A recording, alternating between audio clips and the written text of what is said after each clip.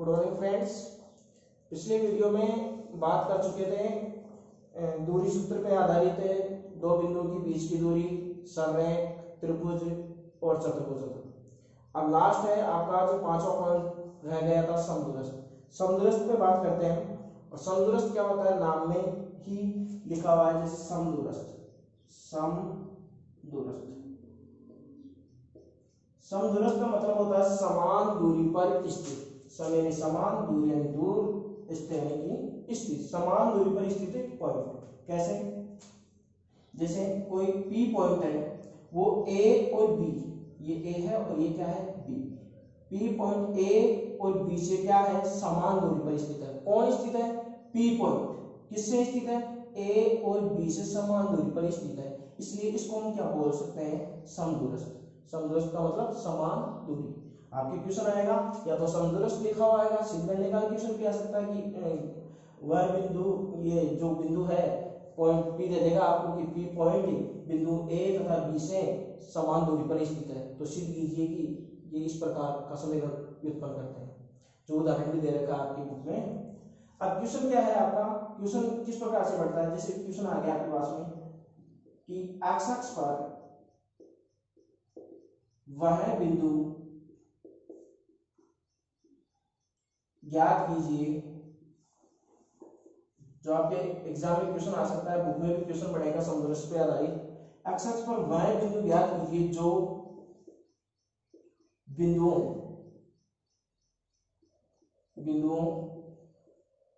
-2, -5 तथा 2, -3 से समान दूरी पर स्थित हो। समान दूरी पर स्थित हो। ये क्वेश्चन है आपके पास में कि एक्स अक्ष पर वह बिंदु ज्ञात कीजिए जो बिंदु -2, -5 और 2, -3 से समान दूरी पर स्थित हो। अब समान दूरी आ गई, यहाँ पे समान दूरी आ गई, इसका मतलब समदूरस्थ की कंडीशन क्या थी? समदूरस्थ की कंडीशन थी कि PA बराबर है किसके, PP के, यानी PA बराबर PP हम लिख सकते हैं किसकी कंडीशन के कारण, समदूरस्थ की कंडीशन के कारण। यानी कि समदूरस्थ की कंडीशन जब भी आएगी आपके पास में, तो आपको दूरी सूत्र लगाना है, वो भी बराबर की इक्वल में लगेगा आपके पास में। और कितनी बार लगेगा? 2 बार। त्रिभुजों में अपन पढ़ चुके थे कि जो दूरी सूत्र लग रहा था वो 3 बार लग रहा था, चतुर्भुजों में कितनी बार लग रहा था, 6 बार लग रहा था। जबकि समदूरस्थ में कितनी बार लगेगा दूरी सूत्र, वो 2 बार। देख लीजिए यहाँ पे PA बराबर PP क्वेश्चन आपके पास में। अब इस क्वेश्चन का यदि ग्राफिकली देखें तो हम कैसे लिख सकते हैं, एक्स अक्ष पर वो बिंदु में मान लेता हूँ, एक्स अक्ष है कोई बिंदु और उस बिंदु के निशान एक्स अक्ष पे है, तो x, 0 मैंने मान लिया कि माना एक्स अक्ष पर वो बिंदु कौन सा है, x, 0। 0 क्यों लिया? क्योंकि एक्स अक्ष पर किसका मान 0 होता है, y का मान, कोटि का मान क्या होता है, 0। यदि ये y अक्ष होता तो यहाँ पे क्या लिखता मैं, 0, y, क्योंकि y अक्ष पर किसका मान 0 होता है, x का। अब बिंदु P से, एक्स अक्ष पे है, इस P से दो बिंदु है, ये बिंदु है, एक तो A मान लेता और एक कौन सा है, B। A के निशान दे रखे हैं -2, -5 और B के दे रखे हैं 2, -3। ये P A और B से क्या है, समान दूरी पर स्थित है। ये क्वेश्चन ने कहा, ये बात पूरी बात एक ही है।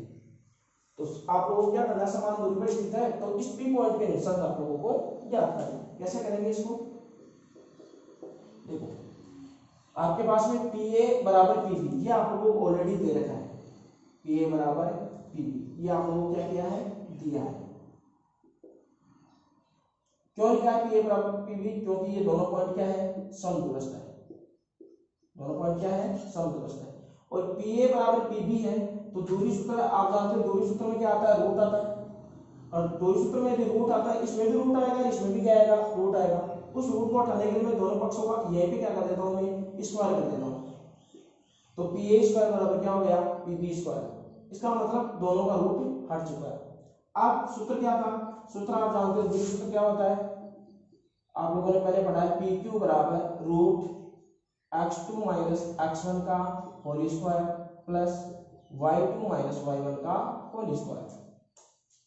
तो यहाँ पी ए की बात करेंगे हम, तो पी ए में लगाते हैं, पी ए में सूत्र क्या हो जाएगा, स्क्वायर लगा रखा है, जैसे मैं इसका स्क्वायर करता हूँ तो ये रूट हट जाएगा, तो कितना हो जाएगा आपके पास में x2 माइनस x1 का whole square plus y2 minus y1 का होल स्क्वायर। ये तो बात थी पी स्क्वायर की बात थी।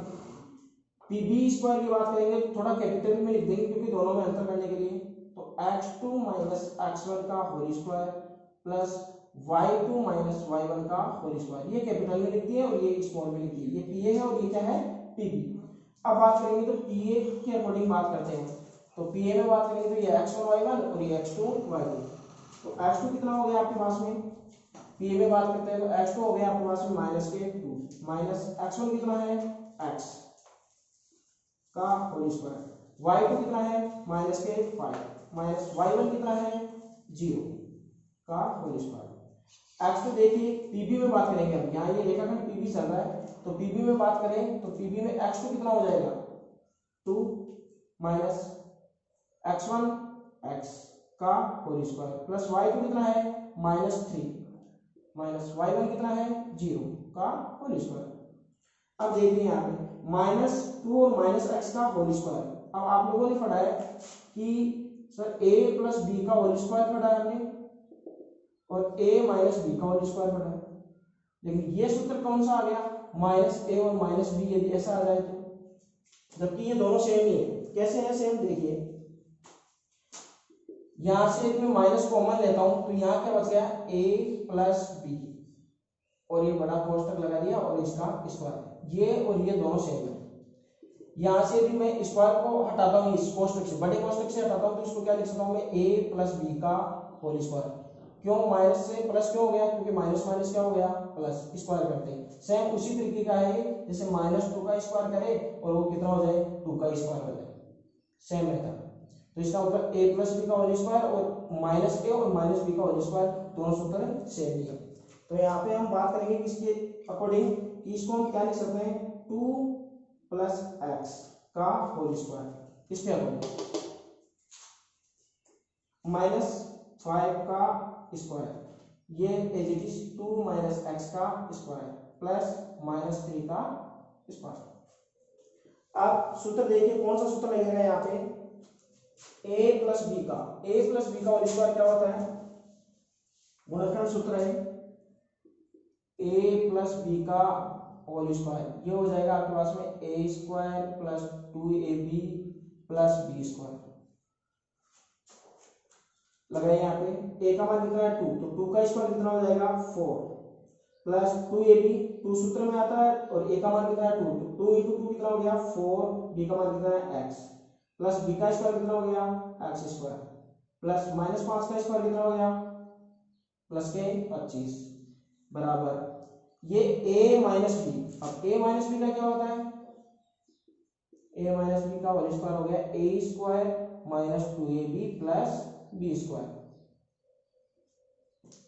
तो a का मान कितना हो गया, a की जगह 2 है तो 2 का स्क्वायर कितना हो गया आपके पास में 4 माइनस 2 सूत्र में आता है 2, ये तो 2 इंटू 2 कितना हो गया 4, b का मान कितना है x प्लस b का स्क्वायर कितना हो गया x स्क्वायर प्लस माइनस 3 का स्क्वायर कितना हो गया प्लस के 9। अब देखिए यहां से पक्षांतर कर लीजिए, कितना हो जाएगा 4 प्लस 4x, या 4 उधर ले जाता हूं मैं, जो चर और अचरों को एक तरफ कर लेता हूं मैं, ये मैंने कर दिया यहाँ पे पक्षांतर 4x x यानी चरों को एक तरफ कर लेता हूं मैं x स्क्वायर बराबर, या उधर से ले आता हूं मैं माइनस के 4x है तो इधर आते किसके हो जाएंगे प्लस के 4x, और ये प्लस के x स्क्वायर है इधर आते किसके हो जाएंगे माइनस के x स्क्वायर बराबर 4 ऑलरेडी है प्लस के 9 ऑलरेडी है, इधर से जाएंगे तो 4, तो माइनस का 4 हो गया, एक कितना हो गया माइनस के 25, प्लस का था इसलिए उधर जाते किसके हो गए माइनस के। अब देखो जो वैल्यू कैंसिल हो रही है उसको कैंसिल कर दीजिए, x स्क्वायर से x स्क्वायर कट गया और 4x और 4x समान चिन्ह इसलिए ऐड हो गई, ये कितना हो गया 8x, यहाँ पे 4 से 4 कैंसिल हो गया और ये प्लस के 9 है और ये माइनस के 25 है, असमान चिन्ह में क्या होगा अंतर, और बड़े में से घटाएंगे तो 25 में से 9 घटाते कितने आ गए 16, लेकिन चिन्ह आता है कौन सी बड़ी संख्या का हमेशा, तो चिन्ह आ गया किसका माइनस का। तो x बराबर कितना आ गया आपके पास में माइनस के 16, और जो मल्टीपल में होगा वो कहाँ जाएगा, डिवाइड में, जो गुणा में होता है वो कहाँ जाता है, भाग में, और वो कितना हो गया 8। तो 8 से हम काटते हैं तो 8 और 8 दूनी 16। तो आपका x का मान क्या आ गया, माइनस के 2। आप x का मान आपको माइनस का 2 आ गया, लेकिन हम इसको ऐसे नहीं छोड़ेंगे। क्यों नहीं छोड़ेंगे, क्योंकि क्वेश्चन ने ये पूछा था कि x अक्ष पर वह बिंदु ज्ञात करना है, और यदि कोऑर्डिनेट ये जो निर्देशांक ज्योमेट्री की बात करें हम, तो बिंदु ऐसे नहीं होता, कभी भी कोई मान नहीं होता। बिंदु हमेशा निर्देशांक में यानी कि 2D में होगा, 2D के रूप में दर्शाया होना चाहिए। तो बिंदु के निर्देशांक लिखने का तरीका आप लोगों को पता है, तो हम नीचे लिखेंगे अतः P बिंदु के या उस बिंदु के निर्देशांक, या ऐसे भी लिख सकते हो x अक्ष पर उस बिंदु के निर्देशांक, उस बिंदु के निर्देशांक x का मान कितना है माइनस के 2, और y का मान कितना था 0 होंगे। ये आपका आंसर हो जाएगा।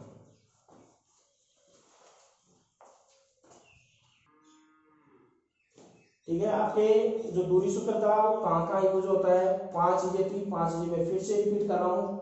फर्स्ट थी आपके पास में दो बिंदुओं के बीच की दूरी, और वही आप लोगों के आपने देखा कि पांचों में वही दो बिंदुओं के बीच की दूरी का सूत्र ये लग रहा है पांचों में।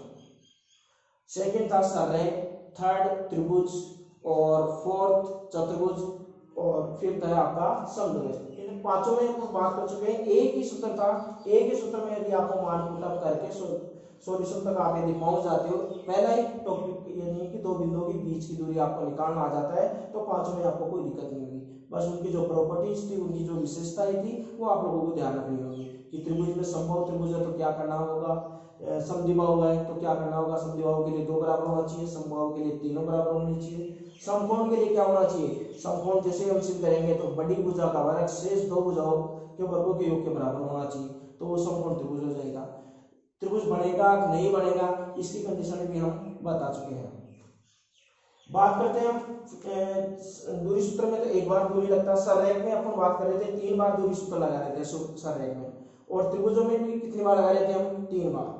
और चतुर्भुज की बात करें तो चतुर्भुज में विशेष तौर पर ध्यान रखना, बच्चे ज्यादातर गलती करते हैं कि चतुर्भुज में दूरी सूत्र 4 बार लगा के छोड़ देते हैं उसको, ये 4 बार से देख लेते हैं कि सर हमने चारों भुजाओं में लगा दिया, वहीं से देख लिया कि चारों बराबर आई थी, इसलिए हमने क्या बोल दिया, वर्ग बोल दिया। कोई जरूरी नहीं है, क्योंकि आगे वाली भी कर्ण यदि बराबर आ गए तो वर्ग है, और यदि बराबर नहीं है तो क्या होगा, समचतुर्भुज होगा। इसलिए विशेष तौर पर ध्यान रखना है, चतुर्भुजों में जो भी दूरी सूत्र लगाना है, बड़ा क्वेश्चन आएगा, 6 नंबर का क्वेश्चन आएगा यदि आता है तो एग्जाम में, तो आप लोगों को क्या करना है, चतुर्भुज का जैसे क्वेश्चन आए वहां पे 6 बार आप लोगों को दूरी सूत्र लगाना है।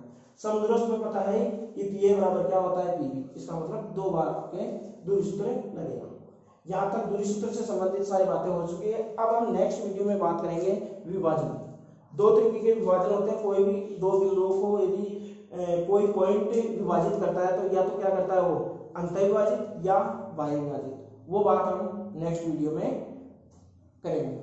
तब तक आप इनको वापिस जो भी त्रिभुज से संबंधित चतुर्भुज से संबंधित आपके क्वेश्चन है बुक में, या इस दूरी सूत्र से 9.1 है जो, वो आपके कंप्लीट हो चुकी है इससे संबंधित, आप वो कीजिए। धन्यवाद।